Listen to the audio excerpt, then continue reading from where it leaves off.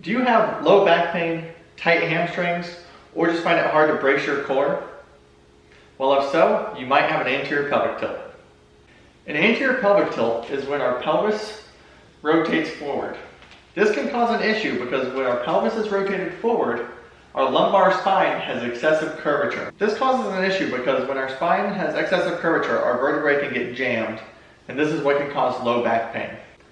When our hips are in that anteriorly rotated position, it also lengthens our core, which can make it hard to brace when we're lifting. Another issue that this can cause is tight hamstrings. Our hamstrings attach to our ischial tuberosity, otherwise known as our sit bone. When our pelvis rotates forward, our sit bones raise, and this can lengthen our hamstrings and put them in a tighter position than they would be in a neutrally based spine.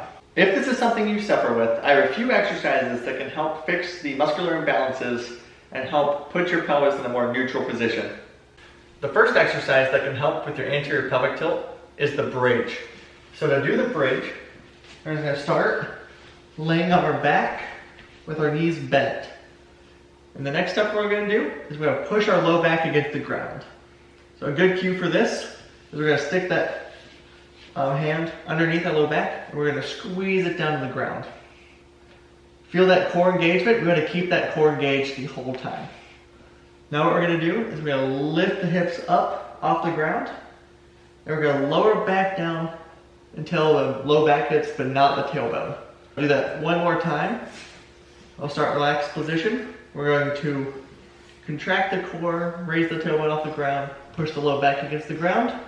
We're going to lift the hips up, hold for a second, and then we're going to slowly lower back down only until the low back hits and not the tailbone. And then you can relax.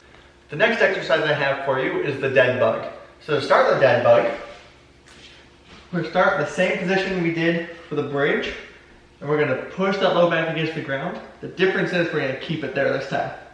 Once we're in this position, we're going to lift the arms and legs, still keep that back firmly pressed against the ground and the core engaged.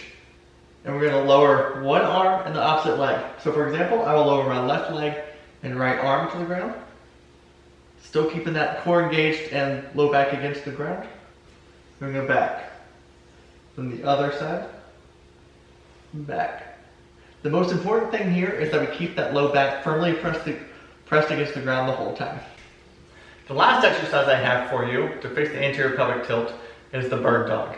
The bird dog is very similar to the dead bug, but flipped upside down. So, to start, we don't want to have our spine excessively curved one way or the other way. We have it nice and neutral.